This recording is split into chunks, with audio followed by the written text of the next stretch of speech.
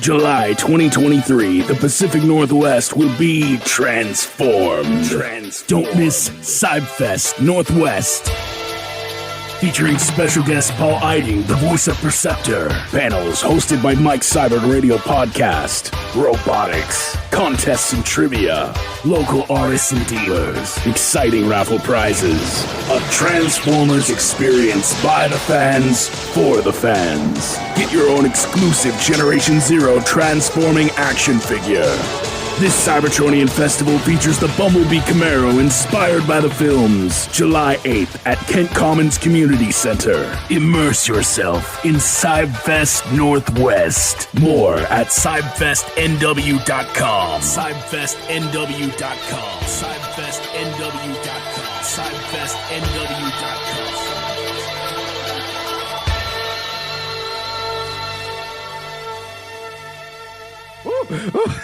Oh, these hot takes. Takes. Just. Does anybody have any cold takes? Yeah, exactly. Yeah. Soundwave is a great character, and I like him a lot. Ooh, Love icy cold. Icy cold. Yeah. Just like you like Mr. Freeze or Captain Cold with his cold gun here. Just which is also a great take. Perfect. Yeah, exactly. I think this is a great take on the character. Just cold gun. It's too hot for me to be contrarian. Is that what? Something like that. Yeah, it's perfect. It's gold. 10 out of 10. Autobots, transform and roll out. Mike.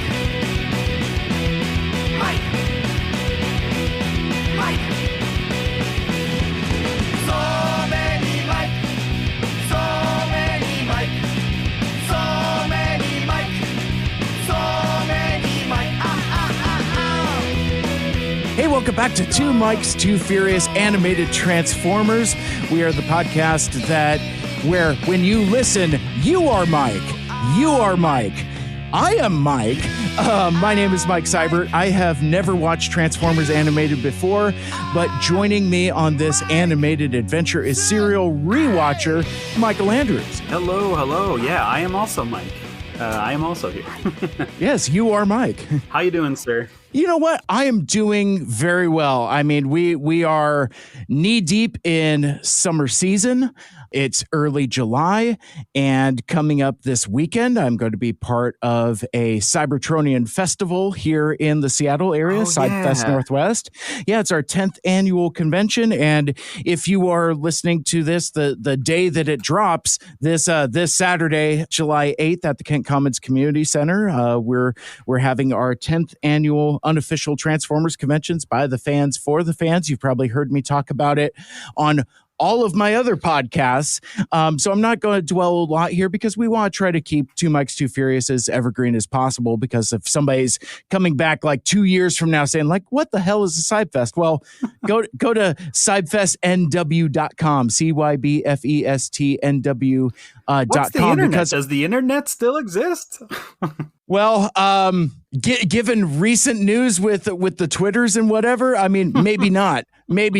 So this might make for an interesting time capsule. It's like, I'm sure like when the aliens discovered this last remaining podcast as the last vestiges of human civilization, first they'll be like, what's a podcast?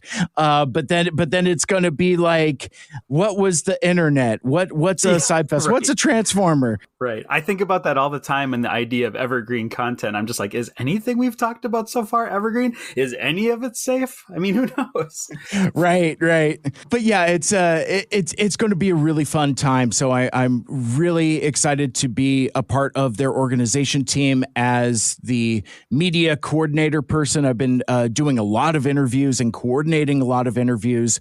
So check out my Mike Seibert Radio podcast, social medias, and the Seibfest social medias for all the links to all the cool shows that we've been a part of. It's a really fun time. And also going on, I had the opportunity to chat with Mr. Paul Eiding, the voice of Perceptor in G1, and he is an absolute delight. He's a really sweet guy, and he's going to be our featured guest at Seibfest here in Seattle. And basically, like, you know, I keep throwing words around like convention. And I know, Michael Andrews, we've talked about TFCon on this podcast before. Seibfest is not TFCon. It's a dealer toy show in a gym. Yeah. But it's there's a huge Transformers fan community in the Pacific Northwest. We have folks coming in from all over, folks coming over from Idaho and up from Portland and down south as well. We got a bunch of stuff going on. Let me talk about Paul Eiding for a quick sec, because like he's our featured guest, and where I was going with the TFCon relate is that we've been to TFCons before, and we see like the room full of voiceover guests, and it gets a little overwhelming, and you kind of lose focus on that connection with folks. Like, for example, I've met Paul Eiding before at a TFCon. I went to a TFCon, had him sign my Transformers the movie poster, talked to him for a couple minutes, was very delightful, nothing bad to say about him. But the thing that I like about what we do with a smaller show is he's our only guest. So the focus is on him, and I got to chat with him for like a half hour. That's awesome. And it was terrific. So it's like, it's very much a quality over quantity situation. Like, you know, you could go to a larger convention and get like a jam poster signed by a dozen different folks, or you can roll up and talk to one guy for as long as he'll have you. Yeah. I've been to numerous conventions of all different kinds, and still, to me, the most memorable panel of all of them, of all the topics, was with the guy that played Lord Zed, and it was just him, and he rapped at us for an hour about behind the scenes of Power Rangers, and I was in love, and I can remember it very vividly, right? It didn't have that sort of, you know, looking around the room, who was asking this, who was asking what. It's just very, you know, it was just him getting up there and telling story after story, and it's stuck in my brain more than any panel I've ever been to. So I totally get what you're saying. Yeah, isn't that amazing, that effect where you have that intimate connection, which again I think is far more important than a jam poster of autographs, which I have also. I mean, It's like I've talked about my Transformers the movie poster that I take with me to different conventions, and I like that. And I talk about, you know, I talked about meeting Peter Cullen and how that was so cool. But like the flip side of that story is the brevity of it. It's like all I wanted to do was shake his hand and say thank you. I got that, but on the other hand, that's all I got. So, you know, It's, you know what I mean? It could be two different things at the same time. But so I just want to call emphasis to Paul Eiding coming up. We also have the expanded dealer room. We're doing both sides of the gym, which is a big deal. It's literally double the size. We're knocking the doors out, both figuratively and literally. It's the return of the children's play area, first time post COVID that we've got a kids play area with a bunch of bots for kids to play with. A lot of our featured artists have donated line art for the kiddos to color. Oh, cool. That's going to be a lot of fun. Like Ashley Artley gave us a bunch of line art, including her art for our exclusive figure, Generation Zero Wheelless Jack, which is basically a take on Cybertronian Wheeljack from More Than Meets the Eye Part 1. So it's a fun figure, but her art is really cool because like it's got the classic Wheeljack pose. So it's very much the silhouette, but he's in Cybertronian mode and looks like the toy, which looks like it does from the show. But that's so cool. We also have a couple robotics teams coming in. So we've got teams from local high schools that have robotics programs. So they're bringing in like, you know, kind of like, I've been told it's not quite BattleBots, but close. It's like so. But I think any bots can be BattleBots if you try hard enough. That's.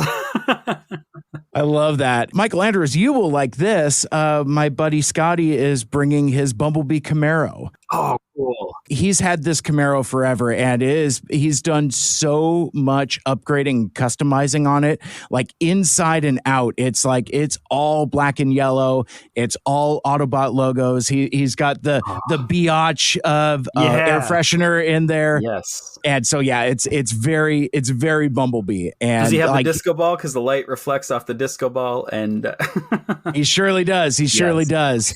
But yeah, man, this rig is terrific. Like he takes it to car shows all over the region. Like he's in like Camaro clubs and like all kinds of like, car shows and things like that. That's so cool. We've got featured artists. I had mentioned Ashley Artley, Robo Apollo will be there as well as a handful of other local cool folks. We have the art contest. We have a transforming contest where literally folks transform a figure back and forth from alternate mode to robot mode as fast as they can. Oh, that's so cool. I would lose, but that's really cool. Yeah, it's funny to watch it too. You bring up a really good point, though. I was going to say, because you have so many people. I've been watching a lot of America's Got Talent, and there's a lot of people that do the Rubik's Cube as fast as they can, and they've figured out like the formula to do it very fast. It's like, that's great, but you figured out a formula. Give that person a transformer. Get up there with a row of like 5 or 6 transformers and show me how fast you can. Now that's a Vegas show, Simon. Okay, that is a big one. That is a talent for sure. I would love to see that. And that would be so cool too, because like, let's workshop this. You could have like a couple different tables with like differing size classes of figures. So you could start with some core class figures, and then you could do a deluxe, a Voyager, a leader, leading up to a Titan. Yes. I love it. So like imagine trying to transform like, I don't know, like the Ark on the quick, like and it's all just those thick knobby ratchets, like click clack clack clack clack clack clack. Yeah, well, and then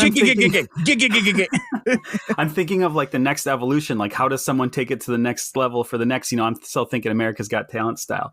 And I think the next evolution is blindfolded, right? And they go down the row and they have to identify what line it is just by feel and touch. Like, oh, there's a ball joint here. So this could either be Beast Wars or it could be Car Robots. Oh, there's a Fang here, not a wheel. So we're talking Beast Wars. That could be really fun too. That would be really fun. And, for added extra complexity, throw some third-party toys in there, because that will add an element of danger. You get like a Fans Toy Springer in there, like that sword will cut your finger. It is so sharp that you will actually cut yourself on it. And some of the edges and corners, because like these are adult collectible toys, they're not meant for child consumption, so they don't go through like all the safety tests, drop tests. And there's I'm sure our buddy Aaron could speak to this more than we could, but like those third-party figures, one, are intricate and difficult and maddening at times, but also kind of dangerous. So I think being a former longtime fan of America's Got Talent, you also need a little bit of danger in there. You need like the danger axe in there as well. It's like, so like the stage lights go red, and it's like, oh man, he's gonna transform this Springer. Is he gonna chop his fingers off? Yeah, and I can see like the audible gasp of third-party toy collectors when the blindfolded person gets to like one of these $300 really delicates. Oh man, Aaron Thweet would just pass out, drop over. Yes. He's got the vapors. He's like, oh yeah. Oh my. That's awesome. All that and more, including terrific raffles and a panel room hosted by me, yours truly, Mike Seibert Radio Podcast. That will all be happening on July 8th, 2023. The website again is cybfestnw.com. And if you're listening to this in the far-flung future, go to the website anyway, because we're probably still doing it. So evergreen content is evergreen, but sometimes, Michael Andrews, I workshop stuff live on the air. There was a version of this where I almost reached out to you and said, hey man, how do you feel about Seattle in July. Because like in the far-flung future, I would like to do something Transformers animated adjacent as like a panel or something, like, you know, kind of taking what our experiences have been so far, like me experiencing these episodes for the first time and you revisiting them for the umpteenth time, but with a different critical eye from a different point of view. We have found so much in these episodes that there's really something there that wasn't there before. You know, it's a lot of that. Like, you know, I mean, I would just like to, you know, maybe have a platform to spotlight some of the new characters that we've discovered, like Comrade Kid and or perhaps Incel Optimus, right? just to name a few. I love that. Hashtag Prowl is a dick, you know, that kind of things. Yeah, I think it'd be really cool too to do maybe even like a retrospecticus, if you will, of you know, young naive Mike Seibert going through and maybe playing some choice clips of what you thought was happening, but now you know it all. That'd be really fun too. I would love at certain mile marker signposts to go back and listen to some of those takes and hear what holds up, but more importantly, what doesn't hold up. Because I think I've said some crazy stuff on this show so far. So that Ratchet's an old grump. I bet he's never gone through anything. Yeah, right. Well, and case in point, the entire Prowl is a dick narrative. And I haven't even gotten to the stuff where, you know, as you told me at that time, I'm like, I just remember in my most exasperated voice, I was like, why is Prowl a dick? And you say very pointedly, you're like, so he cannot be a dick later. And I'm like, yeah, sure, whatever. And, you know, even in this run, I've seen him soften up, but it's still there. It's just not as pronounced as those first couple episodes. But yeah, right. I think doing some kind of respecticus would be a tons of fun. Oh yeah. Well, I hope you're writing this down, or like hopefully like the audience is writing this down of things like, oh man, remember to remind. We should almost start like a separate document of just like remind Mike of this. You know, remind. This is our panel at Seibfest, right? Oh, that's what we do. Remind Mike. Yeah. Remember all those things that we like. Doolulu, doolulu, doolulu. An audience can do it. Do you remember when in episode 3 you said that you were going to get back to this topic and then you never did for 2 years? I can't wait. Yeah. I can't wait. That's going to be a lot of fun.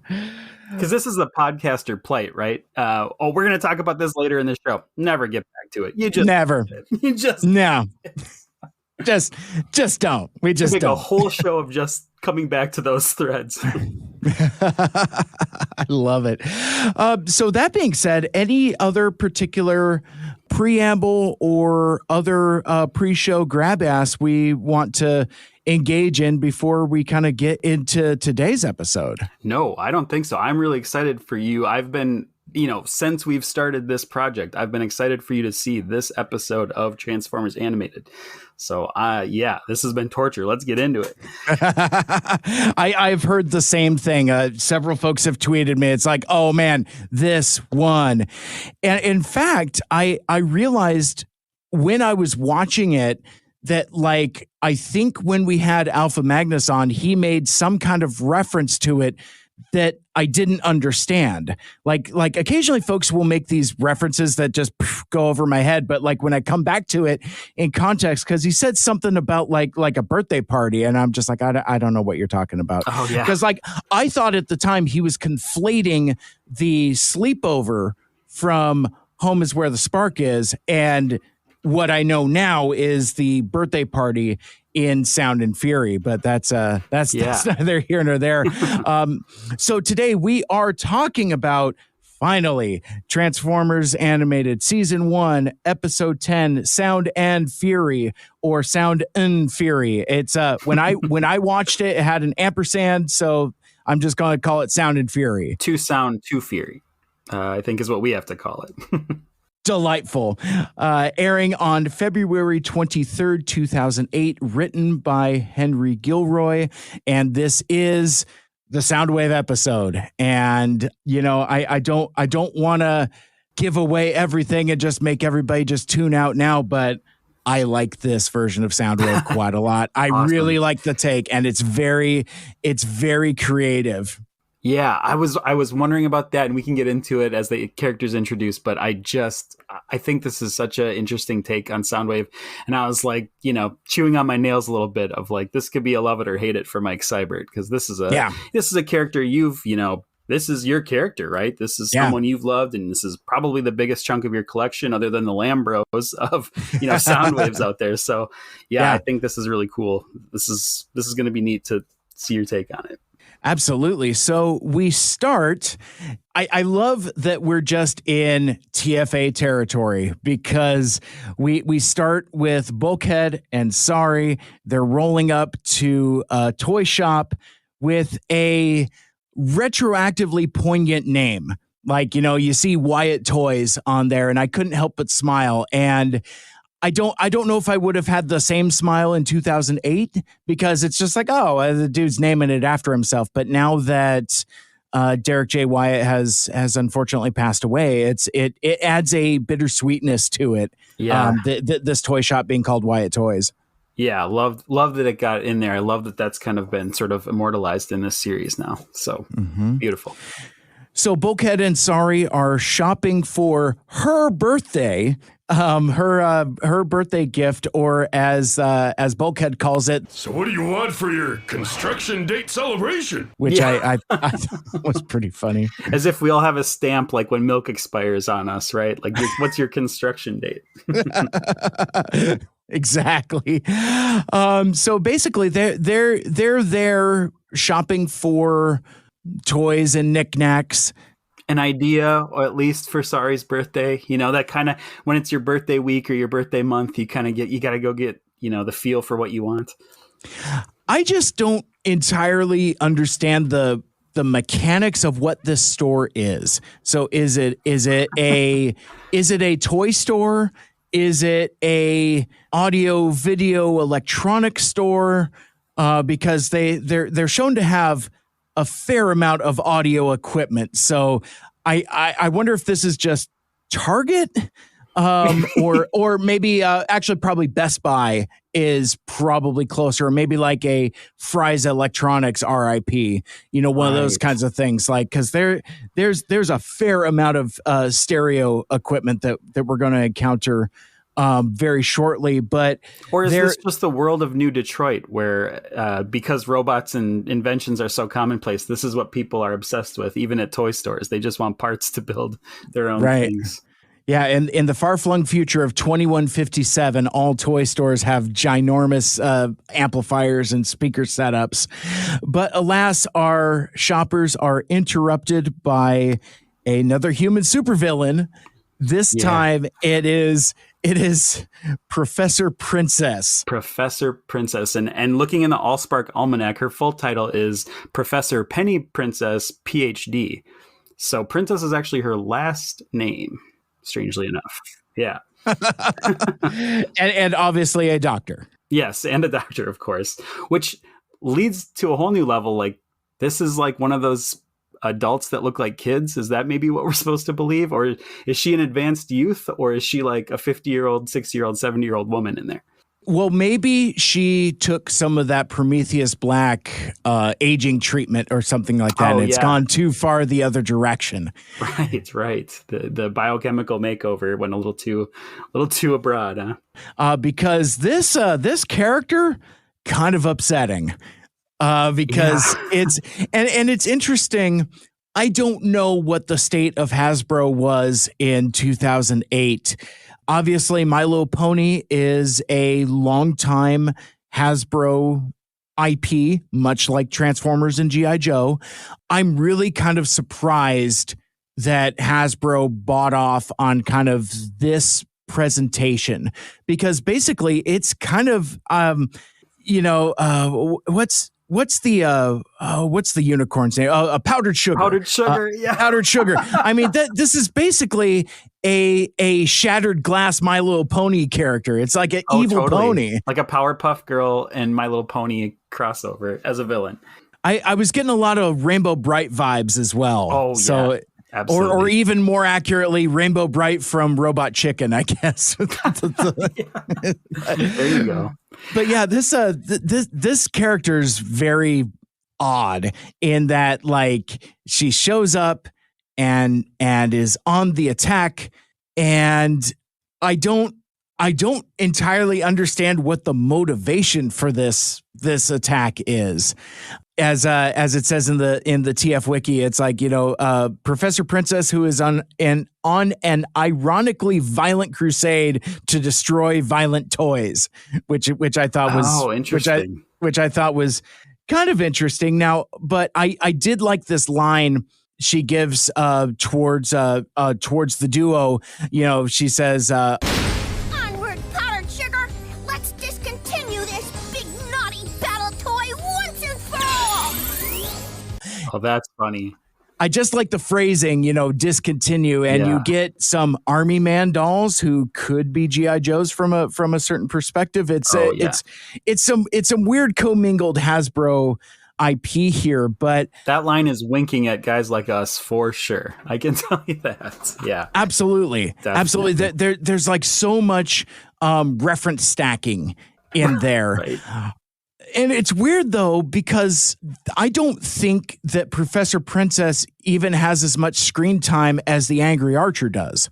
Because, like, the Angry Archer gets, like, a whole chase sequence. Like, Optimus Prime goes after him and, forsooth, and all of that stuff. This is over pretty quick. Yeah, it's interesting. It's almost, I mean, you don't really need it. I mean, you could have just had Bulkhead and Sorry at the toy store. I don't know that you needed an attack to happen, but then you just throw in this weird villain. And what I think is even stranger is that even though it's like a tiny part, they got a really big voice name behind it. They got Kath Soucie, who's done tons of vocal work for a number of years. She was in Captain Planet. She was Lola Bunny in Looney Tunes, which everyone had a crush on. Sure. Let's not sugarcoat it. Let's not powdered sugarcoat that. But I want to talk about one of her roles, which is Bee in Mighty Max. The Mighty Max cartoon, I don't know if that's big, if people have seen it, if people haven't seen it, but that I think is one of the all-time most well-written cartoons of all time. It's just really like tightly knit episodes that it matters that you see them in order and everything, and has a huge like twist ending. I think that's really cool. And B was Max's best friend in that show, which is kind of cool that he had a girl best friend, because usually, guy character always has to have a guy best friend back in those 90 cartoons. Right. So she brought a lot of character to the character of B. Nice. And remind me, because we occasionally run into some generational drift, but Mighty Max is basically like Polly Pocket for boys, right? Yeah. It's okay. So it's like, small play sets, tiny figures, that kind of stuff. Okay, cool. And that's it really attracted to me because I love little play sets. I love when they do, like, even in Transformers, right? When they do like little mini play sets of stuff, or in Power Rangers, they have like the belt buckle that opens up and there's a little play set inside. I just love stuff like that. So even Polly Pocket, I was kind of into, just because like I'd see one at a garage sale and I'd be like, ooh, a little house inside of a thing. I did sort of gravitate towards that. So yeah, that was a big deal. And then it was a bonus that it was a really good cartoon to go along with it. So, Professor Princess is dispatched when get your beverage ready.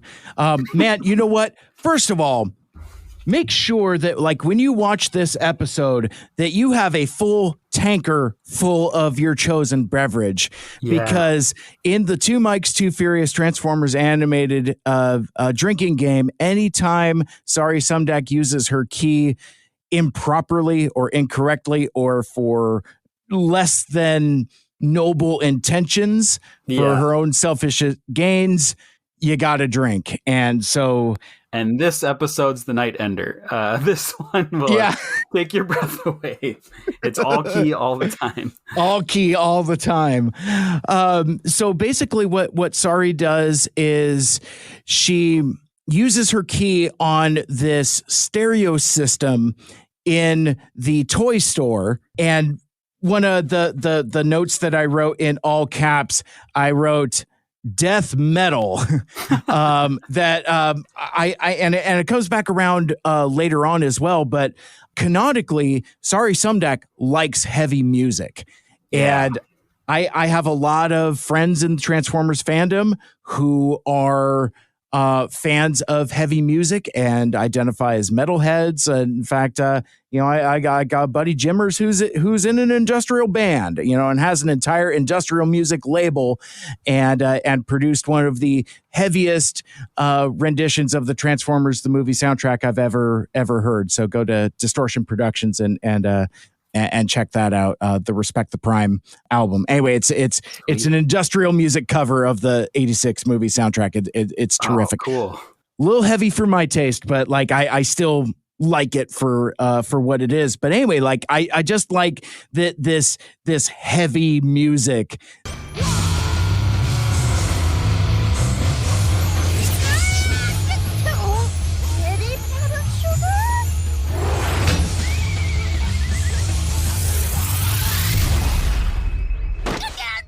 That's basically used to defeat Professor Princess by Sari using her Allspark key on it.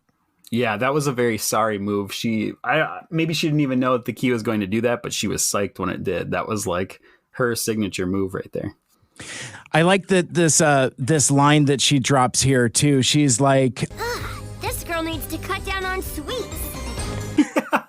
She's getting it on the one-liners, right? Like she wants some of that, delivering the justice with a quip that the Autobots exactly. get. Though I don't know, man. There is a lot of calling kettle black there too. It's like, sorry, Sumdac, one of the most hardwired, obnoxious Seriously. characters, and I don't want to get too far ahead too, because like the episode kind of has dips and valleys for me too. But this is I've been very pro Sari for a while, kind of picking up on what the character is putting down and appreciating the arc that it's been on. And I really like the note that things were left on in the previous episode, Along Came a Spider, where she and Optimus kind of have this understanding about, I'm going to give you this key back. And she's like, yeah, man, maybe I should cool it a bit. And I will confess that I'm a little disappointed that the character takes one giant leap backwards here. Right. This feels very retrograde Sari for me, which I found a little annoying. She's not great in this episode. Sure. I will say this, though, talking from experience, when it's your birthday, sometimes you cut loose on your old habits. Like many times the year I can say, you know what, I'm going to lay off the snacks and the pizza a little bit. But when it's birthday week, it's pizza. Every night it's a party. So maybe she's just doing what she loves, right? Maybe even Optimus was like, all right, it's your birthday week. Why don't you, you can use the key a little bit if you want. That's a great take. I appreciate that insight, because that's my headcanon for it, at least. Yeah. Well, I mean, so I'm an only child and I will be 45 years old in September, but I would be lying if in the days leading up to, a little bit of that birthday diva comes out, and and for me, it manifests in purchases. I'm like, you know what? God damn it. I'm just going to buy it. Why? Because I want it. It's like I make some, impulsive buys or impulsive choices. There is a certain amount of sugar-coated diva mania that goes with birthday festivities. You're not wrong. I think that's a really great take. And I am the ultimate birthday diva. And I think it's really good. I just realized this, that if we're kind of going off the time frame here, Sari and I probably have a very similar birthday, because my birthday, it's about a week after Halloween. And I guess if we're talking, coming off the Halloween episode, we have the same birth. That's what I'm going to say. Yeah, I like that headcanon as well. So I can just relate to her, I guess, is what I'm trying to say. This didn't surprise me that she was going a little off the rails and chugging pixie sticks, and we're going full Sari this one. I love it. Cocaine Sari. Yeah. Oh my gosh. Sorry, fresh out. That's good. That's really good. So this exchange is witnessed by Megatron, who is still in Isaac Sumdac's lab. And I wrote in my note, Megatron calls it, where basically like he's watching this whole thing unfold and he's like, the key. Yes. And this has been building for a long time, right? Megatron sees all, and he's been watching Sari using this key. So I feel like this episode and the scheme in this episode has been, they've been leading up to this whole time. And that's another thing I really love about Transformers Animated that I've said before. There is sort of an impact of the previous episodes. And even when it's some little tiny tidbit, you think it's just a funny gag or a throwaway. No, it's all building to this moment where it's like, Megatron's like, I got it. I know exactly what to do. She's gone too far with this key, and I better take advantage of it. Exactly. And so from there, he starts thinking about, oh man, here's another chance to make a new robot body.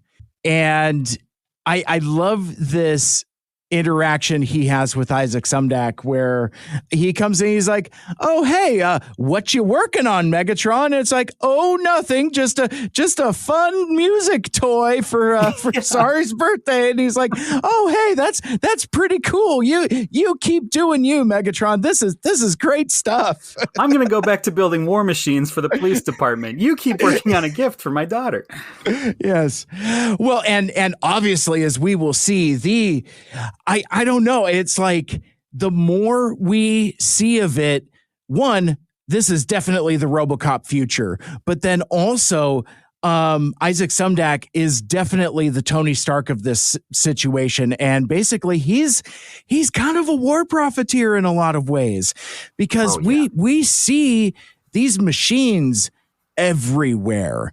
And I think this is one of the episodes that we'd been talking about for a while now, where we're really going to see consequences of that hubris of, one, Isaac Sumdac's reliance on machines, but also the population's reliance on machines as well. And I think this is one of the first times we've come back to that theme since the early episodes, with it's like,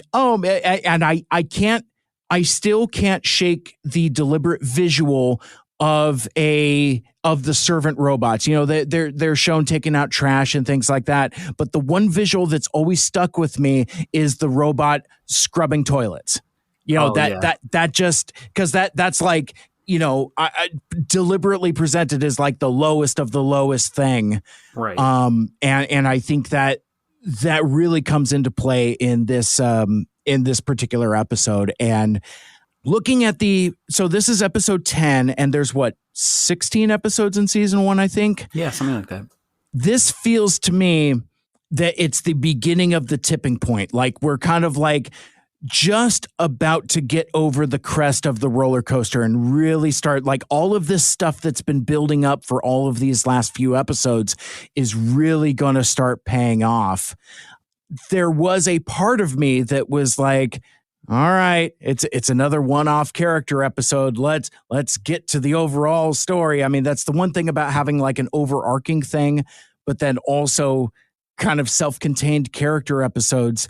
They're, at once, I am delighted by the slow burn and the world building, but there's also a part of me that just wants to get there too. It's like I'm getting excited for however this stuff starts to pay off. Sure.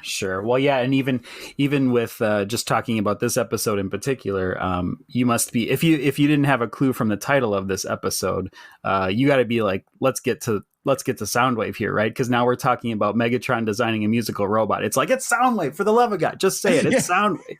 Yes. So yeah, this is a double whammy for you. I can understand that.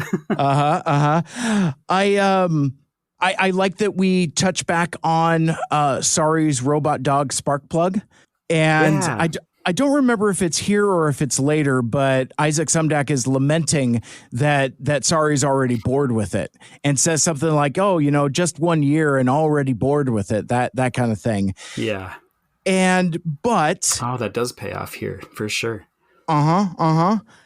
We get another reprise, or maybe this is later. I wrote down in my notes, "Poor Sparkplug!" ! And then another arrow that says, "Sari loves metal." So I think that I think this was you dozing off to the episode. If was this late at night or yes.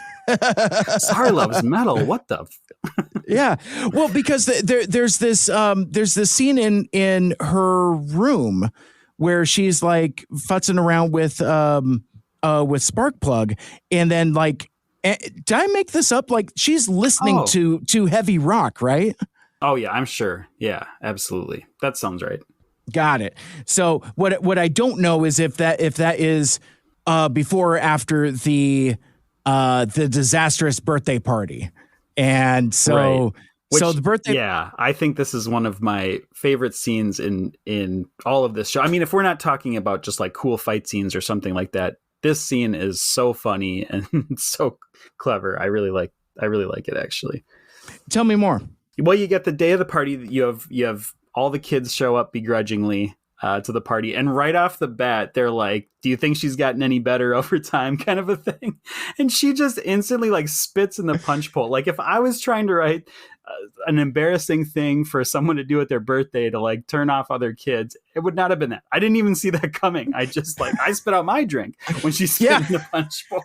I did too. I had a little bit of a spit take. I'm like, that's just nasty. That's just nasty. I would have gone home for sure. I would not have stayed at that party. I commend those kids for sticking around, but I would have been out. That no friendship survives that.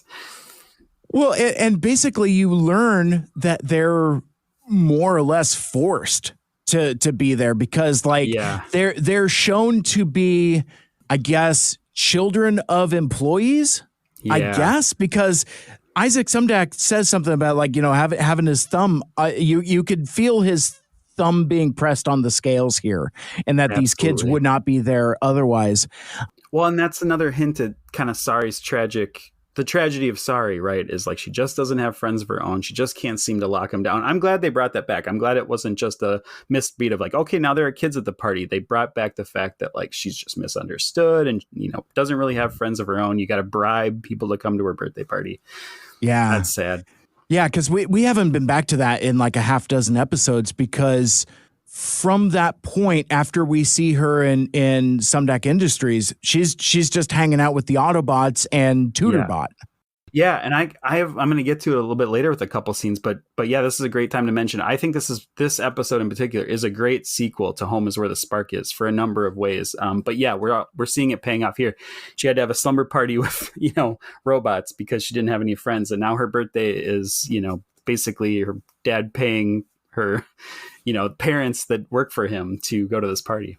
Also, it's worth noting that one of the attendees is very familiar, to the point where he's even got the jacket. Ladies and gentlemen, the D is for danger. Daniel Witwicky shows up at this party. So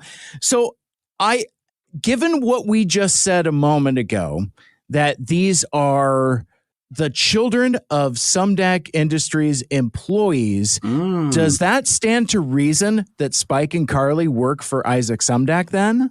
Oh, yeah, that's a really good point. So, yeah, maybe it wasn't just like a cute little Easter egg. Maybe there is some like, hey, you know, we want to make sure you know that these legacy characters work for Isaac Sumdac. That's really interesting.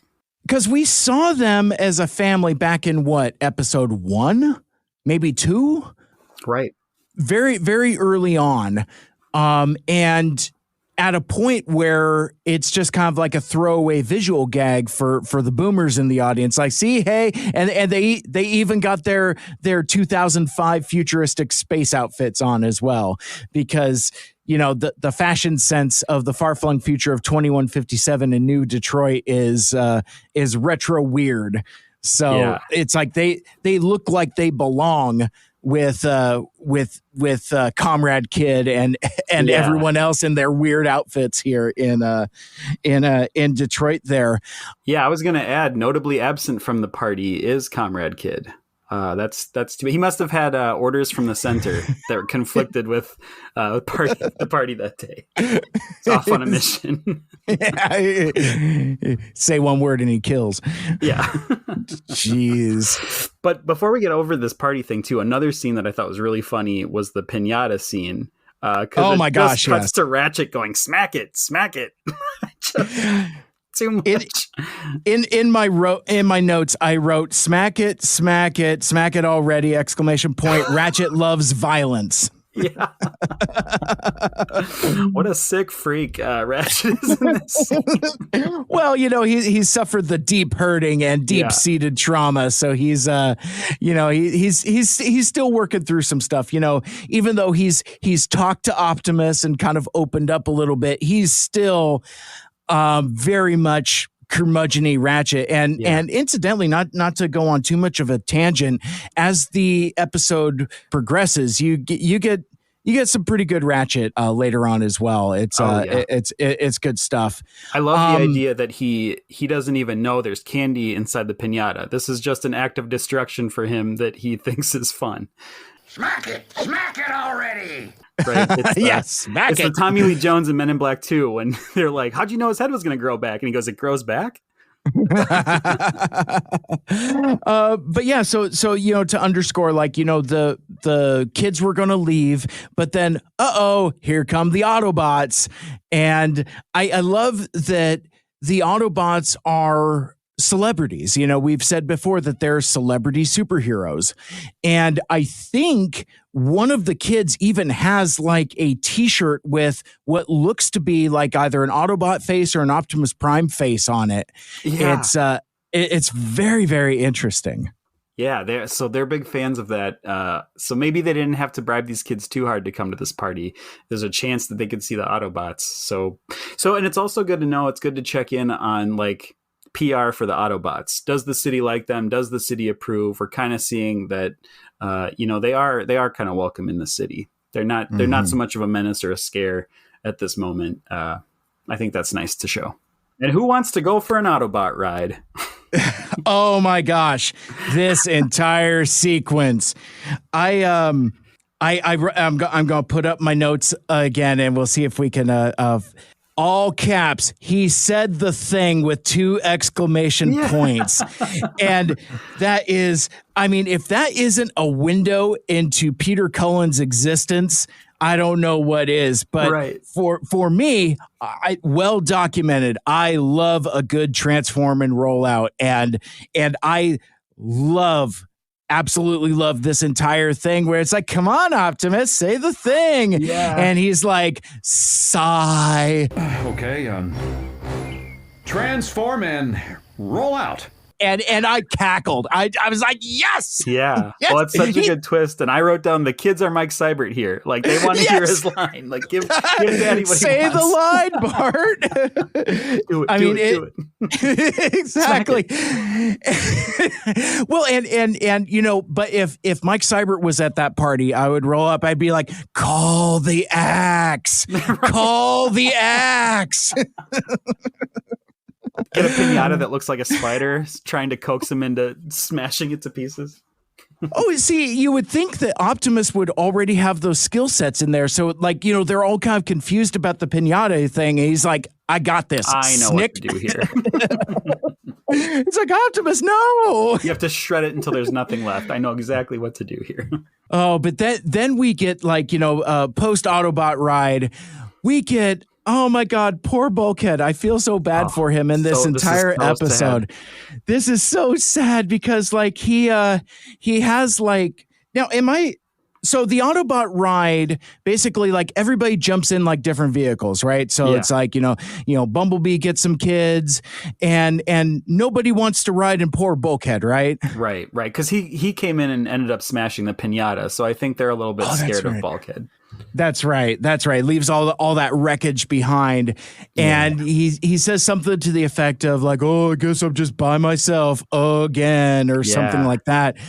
But then it gets to be presence time, and we're just doubling down on the misery porn here. This is heart-wrenching where it's because you could do these kind of visual gags in animation, specifically here in Transformers Animated with Bulkhead's size. He's so massive. So when he goes to present this teeny tiny Sorry Sumdac size xylophone, your heart already kind of aches for this moment. But then, man, suddenly, boom, this Masterpiece Soundwave is here in the thing, and I wrote down in my notes, I was like, tape deck mode, exclamation point. Wait, no. And so it's like, so it's basically, it's very unambiguously classic Soundwave tape deck mode. And it's in, teal and gold instead of the more familiar blue and silver or whatever.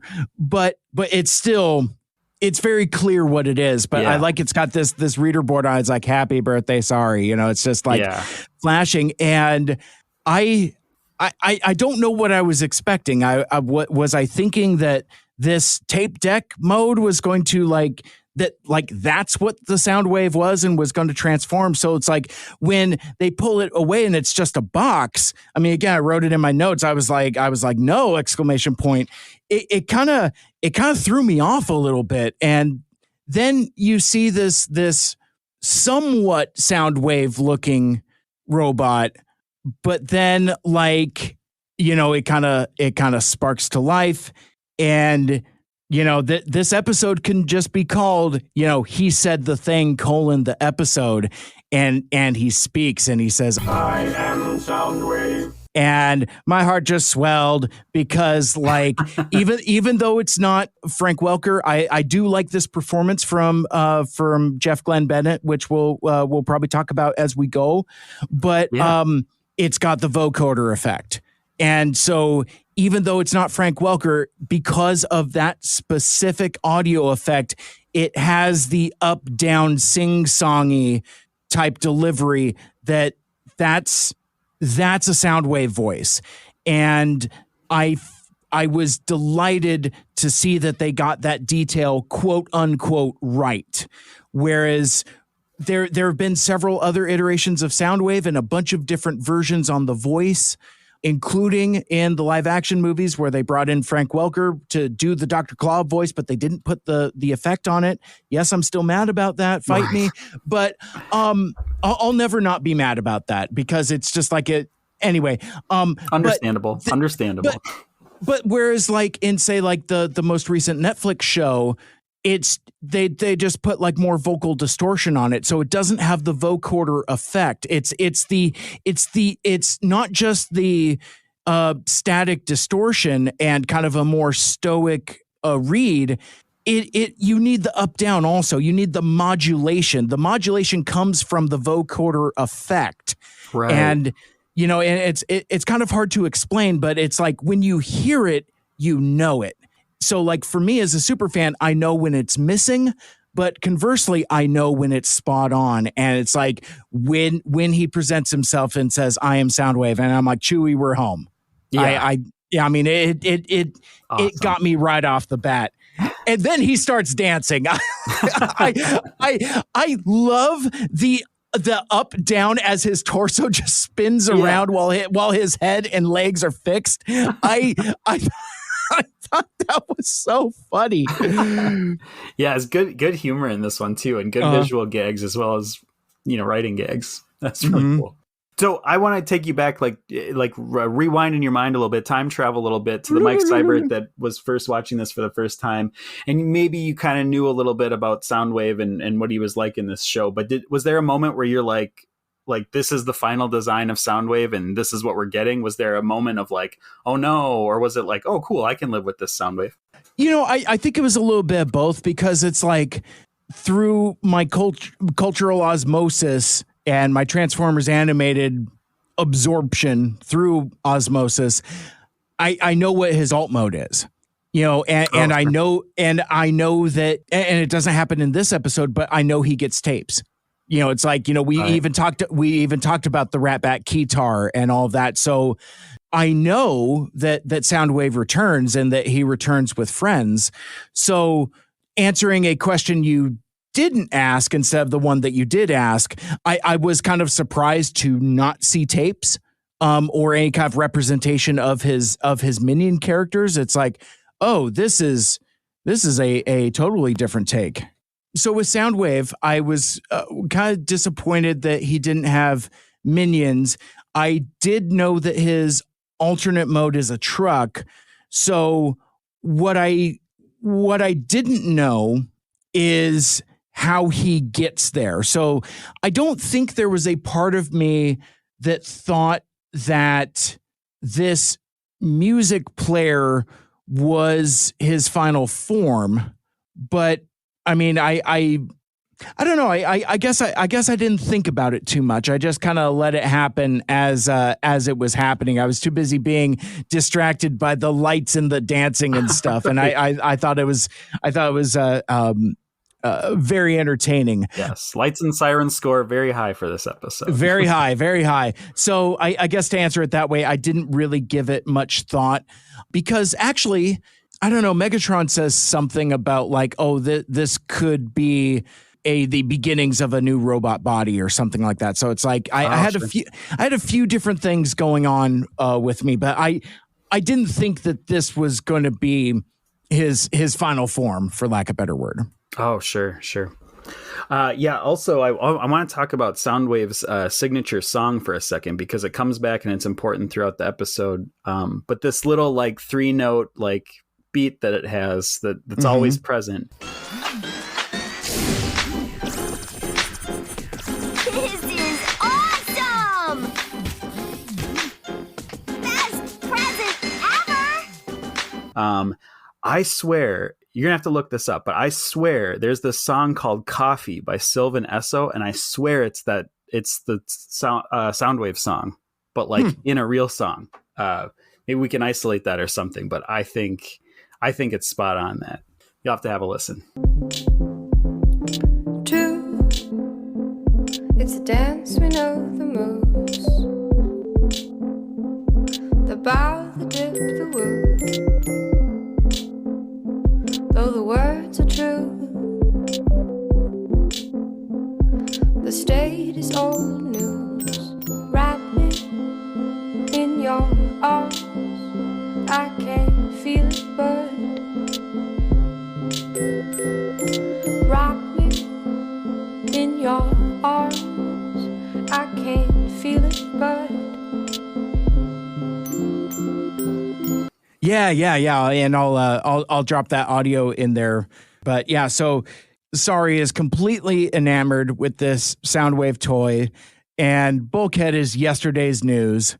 And it's kind of funny because, like, you know, we were talking about the song, and I wrote down in my notes, "Discount Mario is discount." And because, so like for me, it felt as kind of like an off-brand version of the Mario theme.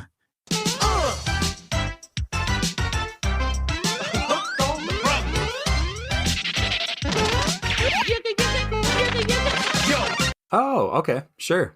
I can see that. It's not quite there, but like that's kind of how it tickled my ear. So I think we'll put up all of the different things that we're talking about here. All the things that we think it sounds like. Fair enough. Yeah, exactly. And let the audience decide. So we fade from the party, and this is a really cool dissolve effect too, where basically like Soundwave is shown to be swinging his arms and dancing and stuff, and then we fade away. The party is over, and we fade to Sorry's bedroom, and Soundwave's just still doing the same thing.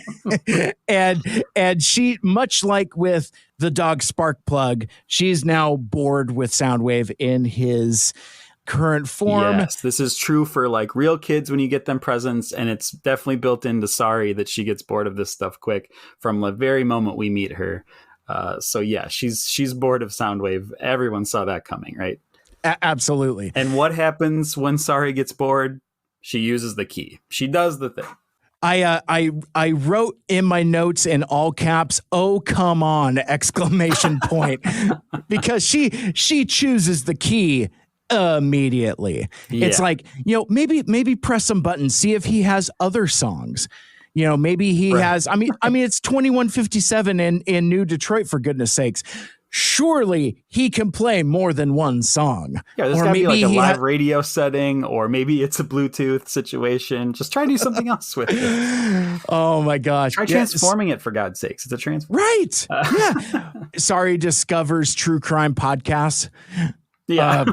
Sorry discovers late night talk radio including like paranormal discussions and things like that. Yeah, just tunes into like inappropriate things that she's like not her age group. Yeah. She gets like super into Art Bell, and it's like, oh, hey, let's learn about these UFOs and stuff. Yeah. That's awesome. Oh my God.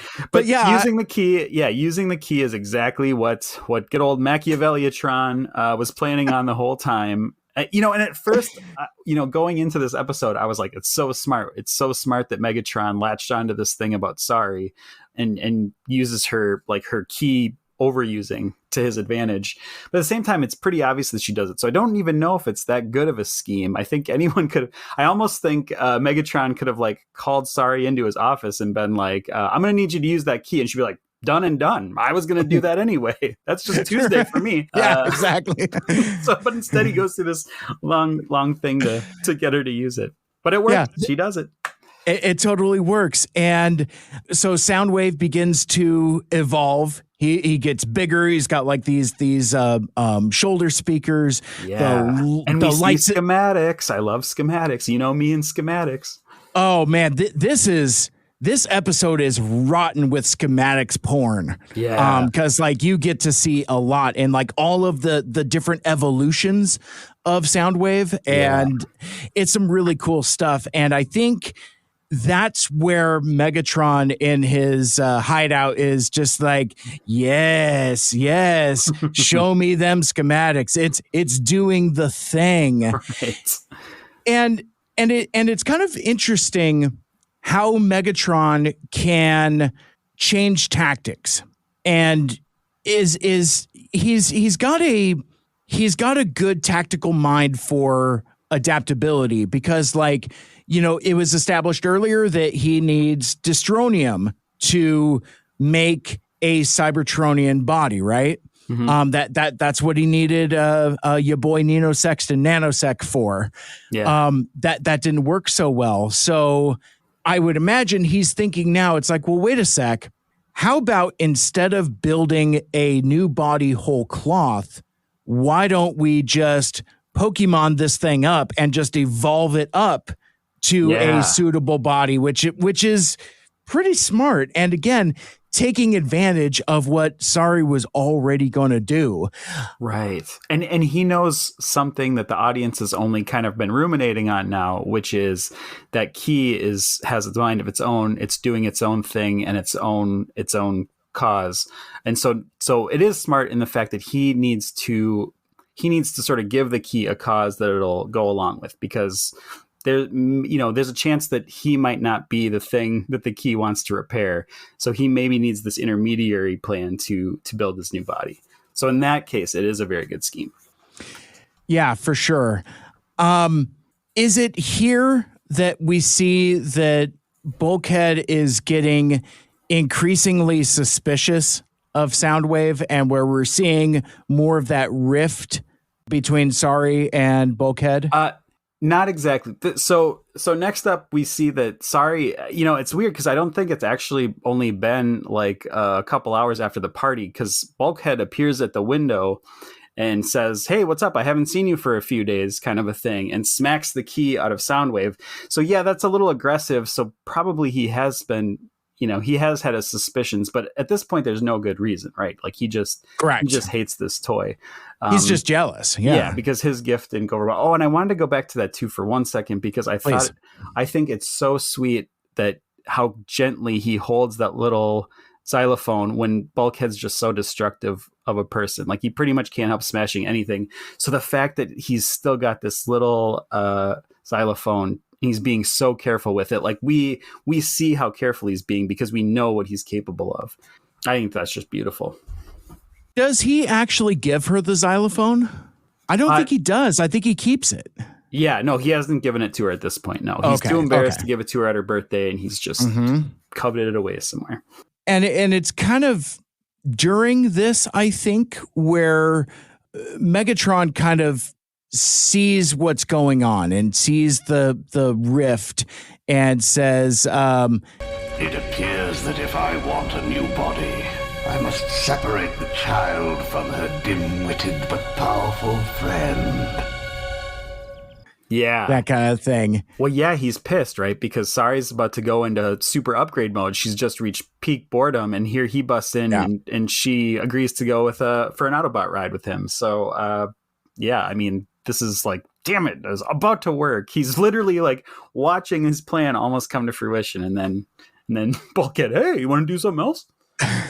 Oh, and this is where we get the gag with the glowing red eyes, where it's like Bulkhead like slinks down with Sari. He's like, hey, did that thing just whoop, his head goes back up and the eyes go back to yellow, which for being a Soundwave fan, I really like that touch, because arguments that we get into is what color are Soundwave's eyes supposed to be. The toy is yellow, the cartoon is red. Yeah. So in this, they're you playing get both. With that for sure. See, and I'll allow it. I'll allow it, because I feel like they're like, it's like, what can we do to try to make all of the fans happy? Oh, here's what we do. His eyes start off yellow and then they turn red. It's like cut, print, done. Right. And I also think it's appeasing some SpongeBob fans, because him popping back up in that window, I think is a very SpongeBob-y kind of Patrick thing. So that's probably playing for a lot of people. Later that night, Soundwave actually comes alive and it is reaching for Sari in the night. And it's almost like a horror movie, this scene. It's very dark and it's very scary. And she's reaching for him. And then Sari wakes up and upgrades him again. I guess that's his punishment. The first thing you do if you're suspicious that your toy's coming alive in the night, you upgrade him again. Mm-hmm. Yeah, spooky. And this is, in my notes, I put Rise of the Machines. So basically this... We get this kind of in the horror movie fashion, all these toys coming to life and the robots in her room coming to life and moving them around. And it's scary to us, but I think it's kind of cool for Sari. Like, she's into it. And I also really like that they're evolving. I don't know if you noticed this, but they're evolving Soundwave song.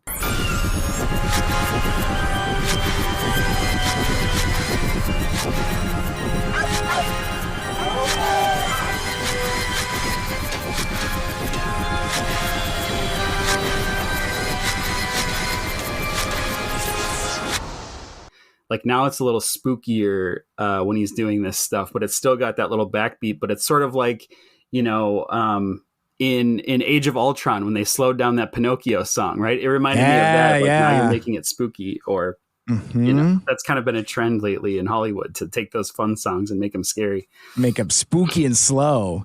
Yeah. And it's I also wrote down it's a little Ace Ventura. Come to me, my jungle friends. Oh, I love it. I love that reference. Beautiful. Yeah, Sari's into it, right? And she's actually so excited. She calls Bulkhead and is like, you're not going to believe this. It's doing the coolest thing in the world. Yeah. And then it gets bad, because then this is where we find out that they're using Bulkhead's voice against him. So, and this is where you see too that Bulkhead's playing on the xylophone. He's sort of dinking out little tunes on there. And actually that works pretty good, because the tune he's playing on the xylophone is almost spooky, right? So you cut from this big smelling scary scene to like that little quiet piano key they like to put into horror movies so much. I thought I was like, is this like a Sam Raimi scene? Like, I feel like this is... It is very Raimi-esque, isn't it? Yeah, it very much is. Which again, I think the last time we talked about this was with Home is Where the Spark Is, when the stuff was coming to life in the, that sort of had that vibe too. Yeah, absolutely. And this exchange with Bulkhead and Optimus is pretty great too. He's like, that would be a waste, wouldn't it? Yeah. Just like getting traded in for the new singing and dancing model. A toy isn't the same as a friend, Bulkhead. She'll come around. And so then the phone rings and he's like, oh, hey, it's Sari. And it's like, I have to tell you something about Soundwave. And he's like, fuck. God damn it. Soundwave. Fucking Soundwave. Great.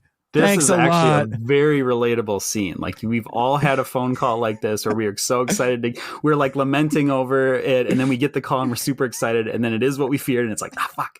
Yeah, exactly. But I love that you you get some very classic Megatron Soundwave order and command exchange, because he's like, Soundwave, intercept that transmission. And I'm just like, yes, we're doing the thing. Yeah. And I love that this phone jack just has like a separate phone jack for Soundwave to plug into. Right. It's almost like the little R2D2 port in the city, right? You can just sort of zap in there. Definitely. And what I also dig is that you get to see the beginnings of some classic Soundwave tropes and characterizations. You know, he's an espionage guy, so it's like between intercepting the transmissions and the voice cloning that we get here as well with the bulkhead. But it's like, I mean, again, if we're doing Soundwave bingo, I've got like half a bingo on a few different lines already. I'm just like a couple squares away from getting Soundwave bingo. It's right, like, you're going for Blackout, baby. Yeah, I mean, this is going to be Soundwave Blackout bingo on Transformers Animated. But I love this classic voice cloning thing. It's like, yeah, and you're dumb, and I don't like you anymore. Kick rocks, you fucking brat. Yeah, it's like the most, it just instant. There's not even like a subtle wordplay here, or like he's just like, nope, call her an idiot and let's move on. You're dumb. If you don't have time, it's a long distance call. I don't want to pay for the extra minutes. Just call her a dumb little human brat and let's move on with the day. Yeah. It's like, bring.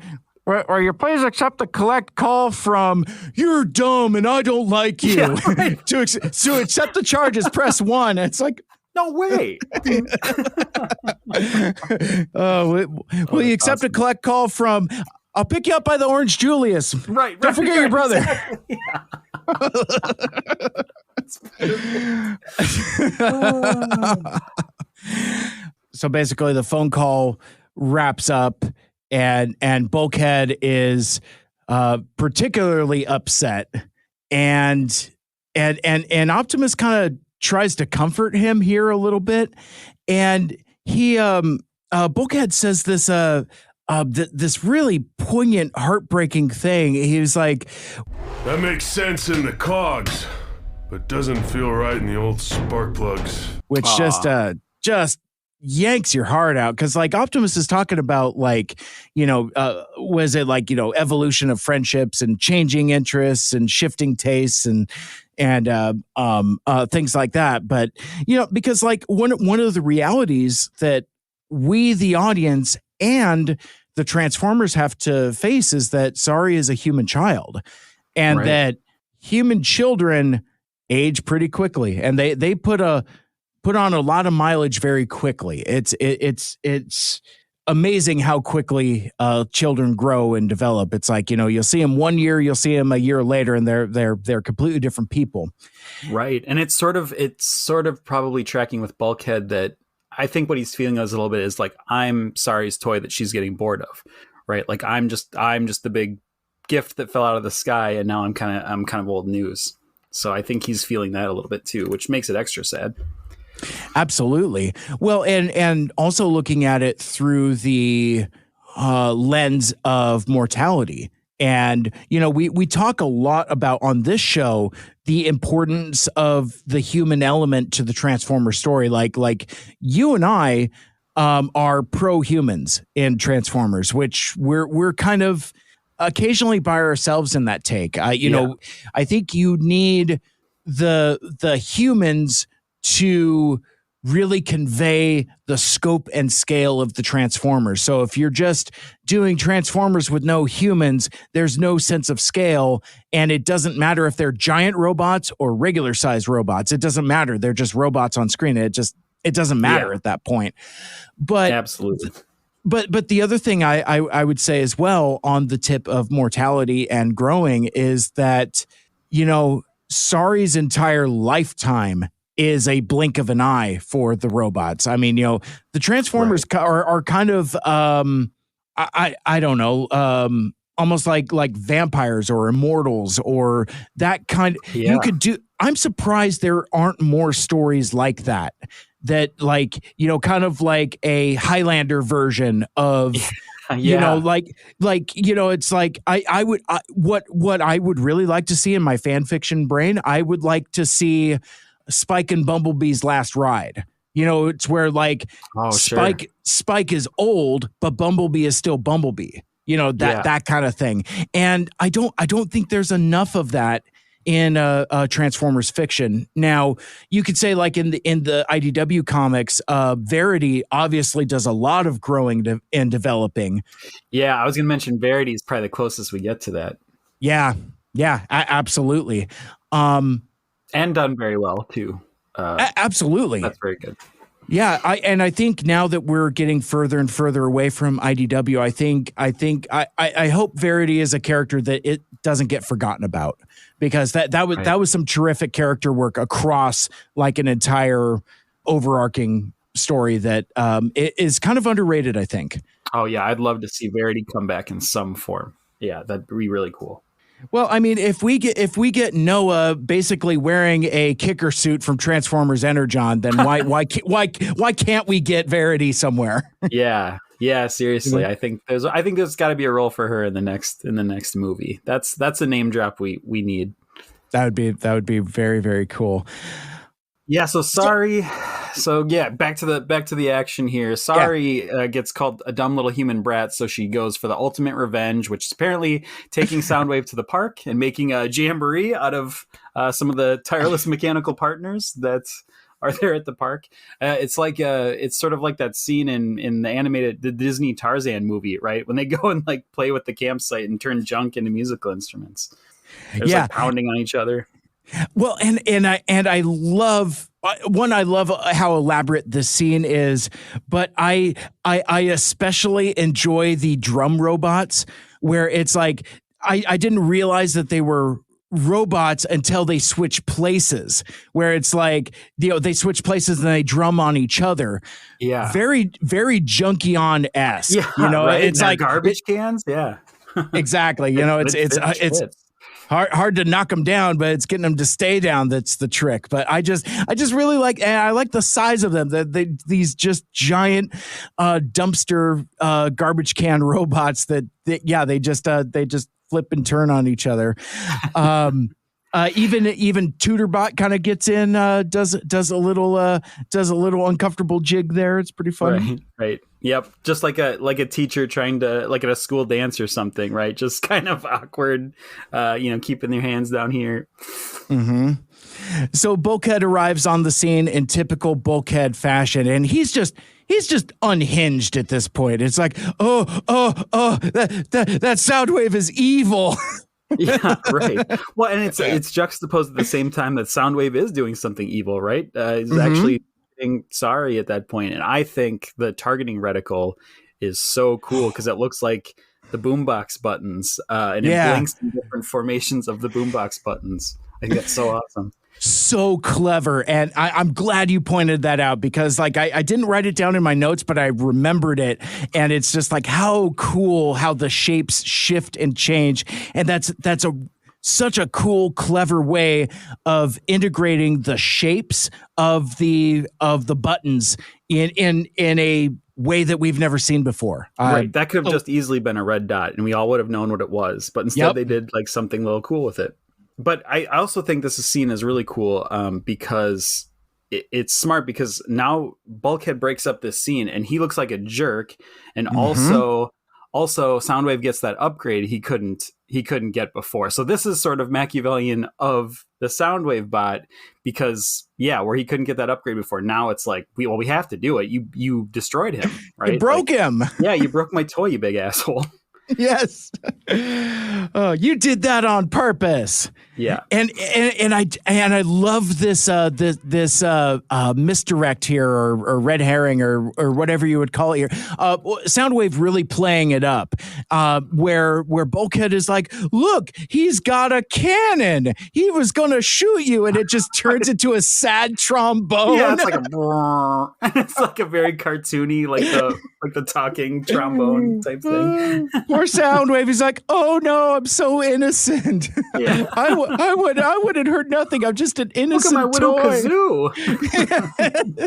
Womp womp. Yeah, that's pretty funny. So then Soundwave ditches Sorry at the tram terminal. Megatron's like, Soundwave, respond. Return at once. Come on, Soundwave. And Sorry, it just has to go home on the train. And I was wondering, like, we know it's happening, but I wonder what Sorry's thinking at this point. Like, what did I just upgrade him with? Like, why would he just ditch me on the train terminal? She just kind of goes, oh, well, like, toys will be toys kind of a thing. Here he goes.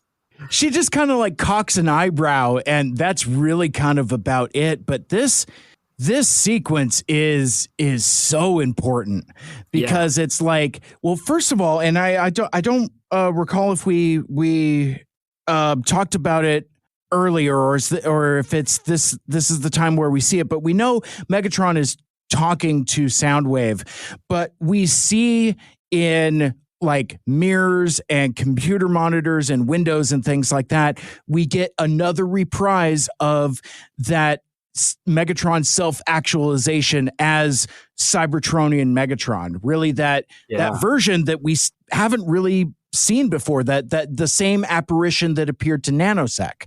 So it's like, it's like that kind of like exaggerated, especially Cybertronian Megatron, which I really liked. But Soundwave basically pulls a Skynet and has full sentience and self-actualization here. And it's kind of a Soundwave from the comics, kind of, where it's like, Soundwave, I command you to come back to base. And he's like, no, I will no longer take orders from you. And then Sorry is like, well, get on the train with us. And he's like, no. Yeah. And it's a delightful moment. It's I think this is probably the most agency I've seen Soundwave have since like the back end of the IDW run, where he's running the Cybertron, the Cybertron commune with Cosmos and them. Right. I like a revolutionary Soundwave. This is kind of cool. It's pretty cool. Yeah, I was thinking too, I'm really glad you brought up that, Soundwave becomes self-aware, and there was sort of this Skynet vibe thing, because when was the last time we were talking about this? Home is where the spark is, right? When Megatron became self-aware, they played that very much like the Terminator thing too. So again, we're seeing just like, this is a really good sequel episode to that early episode. Absolutely. And then Soundwave continues to go full Terminator with a dash of Shockwave here. Like, it's and he logically deduces that humans should be subservient to Cybertronians, to robots, and if you are playing APDC bingo, if you're a fan of Autopod Decepticast, it is only logical that humans be slaves to machines. Right. You get a straight-on slaves reference here, which I posted on Twitter, but I put my little bingo tiddlywinks thing on the slaves box on APDC bingo, but. Yeah. We see Soundwave just skip through the 3 laws of robotics here and just jump right to humanity must serve machines.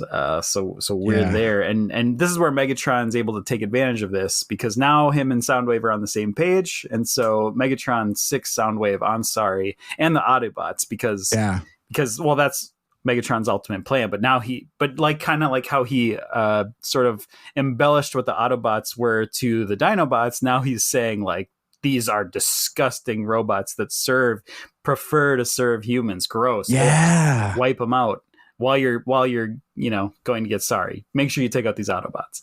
Yeah. While you're there. But like, oh my gosh, I love all of this for Soundwave, because like, the thing where he, as he self-actualizes, he's like, I am Soundwave. I am Decepticon. The revolution begins now.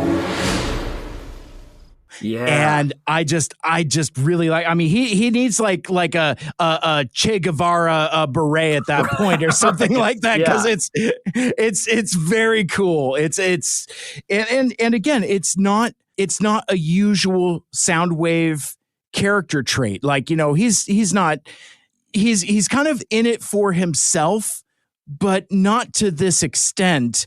But it's always through the lens of loyalty to Megatron. So I like how it kind of like diverges from that, but then also kind of comes back to that. Because ultimately, as you said, he's doing Megatron's bidding. He's doing what Megatron wants him to do, but he's also doing it his own way as well, which I think is very, very cool.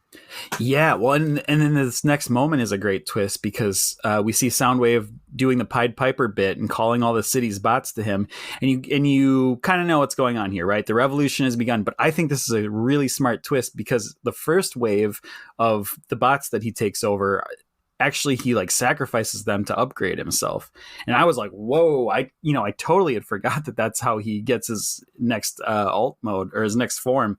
But yeah, he actually just takes that first wave and you think, all right, let's go into battle, guys. Nope. I'm just going to meld you to my body and melt you down to scrap, basically. I thought that was such a good twist. Yeah. And it's kind of like a twisted version of Jetwing Optimus. You know, it's like, oh, take my parts, you know, that kind of thing. You'll but have it's a power that you've never known. Right.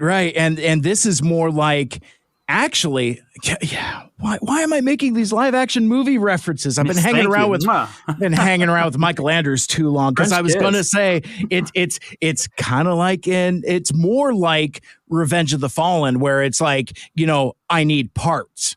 And we're just like, you know, grabbing some no-name guy to steal their parts from to restore Megatron. This kind of has vibes like that.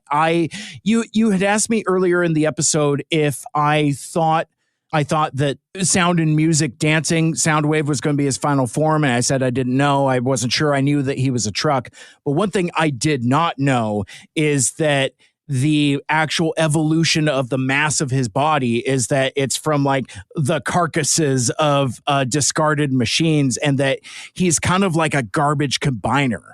Like I didn't see that coming at all. I didn't realize that is how he gets the mass to become this sick truck, which I do like this kind of like Toyota Scion type of minivan type mini truck. Oh, it's so cool. And when he's got like, you know, all the you know, Pied Piper speakers and stuff, that kind of checks out, especially the way it transforms, like the way like the giant speakers fold in. I could imagine this being like a Pimp My Ride type of like, oh man, this guy's like a portable DJ. What does a portable DJ truck look like? Yeah. And I'm just so like it. So visually it plays.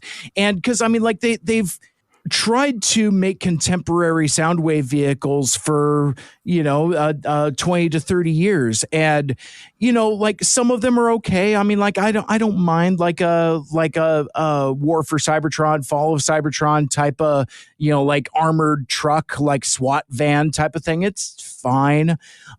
Spaceship cassette mode Soundwave is kind of fine because it's almost lamppost mode Soundwave. It's fine. Right. But all of them have just been kind of fine. This one feels like it fits. Yeah. For me, at least, for my sensibilities, because I like that it's just a ground pounder and not like a jet or a satellite or something like Super Space Age. Right. I like that it's grounded, because as cool as Soundwave is, he's not meant to be like this god tier all powerful character. So if like he turned into some like, you know, gnarly Cybertronian jet or something like that doesn't quite work for me, because he's sly, he's cool, he's slick, you know, that kind of thing. And like a giant loud jet doesn't necessarily scream espionage to me. Right. And this is also a great case of like form following function. You know, he needs something he can traverse around the city. He needs speakers to pump his mind control song. Like there is sort of a utilitarian feel to what this is for too, but it also just looks so cool, right? It's got like the Tron style graphics, the stylized cassette tape. So there's a little bit of your cassette tape in there, right? Like on the doors that has that. And then I also like his bot mode. I think I wrote down and I stick by it. This is probably my favorite version of Soundwave.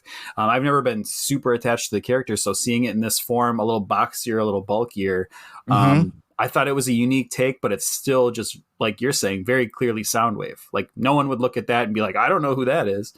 This show's weird, right? Like that's Soundwave. Yeah, it ticks all of the visual cues, but still updating it with that kind of Derek J. Wyatt kind of Batman Beyond kind of Ben 10 sensibility with, again, like the like all the neon and the Tron like touches, and he's bulky too. You know, I like that he's that he's huge. He's kind of a bruiser, and I feel like it's a very good update for a character who is essentially a rectangle with arms and legs. You know, Soundwave's silhouette is not visually interesting. I think that's why I like it. I appreciate the simplicity of it. That at the end of the day, he's just a robot with arms and legs with a window chest. You know, it's like I appreciate that subtleness and that simplicity to it. But I also appreciate the design aesthetic of this. It feels very retro, cool, modern.